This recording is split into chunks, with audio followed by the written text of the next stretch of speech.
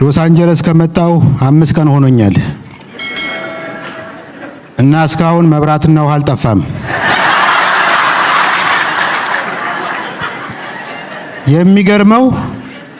የሚገርመው መብራት ጠፋ የሚለው ቃል ራሱ በእንግሊዘኛ የለም።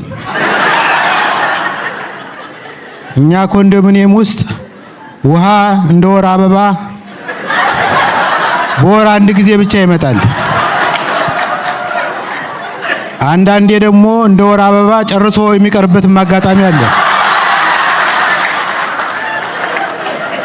እንዲያውም ሰሞኑን የዚህ ዝግጅት አቅራቢ ወንድማችን ይበልጣል ወደ ሎስ አንጀለስ ብንጋብዝህ ትመጣለህ ወይ ሲለኝ አይኔን አላሽም፣ እመጣና ለወዳጆቼ ወግ አቀርባለሁ፣ እግረ መንገዴንም ገላይን እታጠባለሁ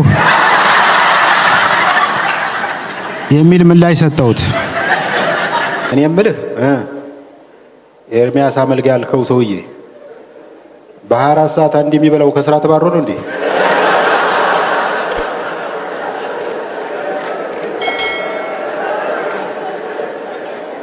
ረጅም ጊዜ መጾም እድሜን እንደሚያስረዝም ላስረዳው ሞከሩ። እስቲ በእናትህ ዝም በል ብሎ አቋረጠኝ።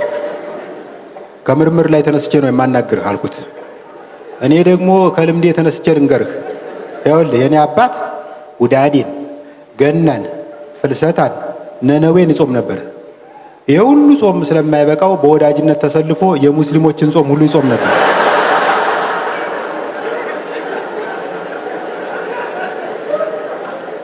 ምን ዋጋ አለው?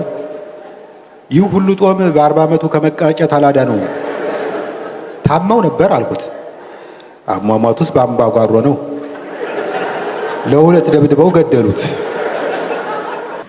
ሌላው የገረመኝ እዚህ ሀገር በቆየሁበት ቀናት ውስጥ 1 ቀን እንኳን ዶሮ ሲጮህ አልሰማሁም። ለካ የኢትዮጵያ ዶሮ ጧት ጧት የሚጮኸው እየራበው ነው።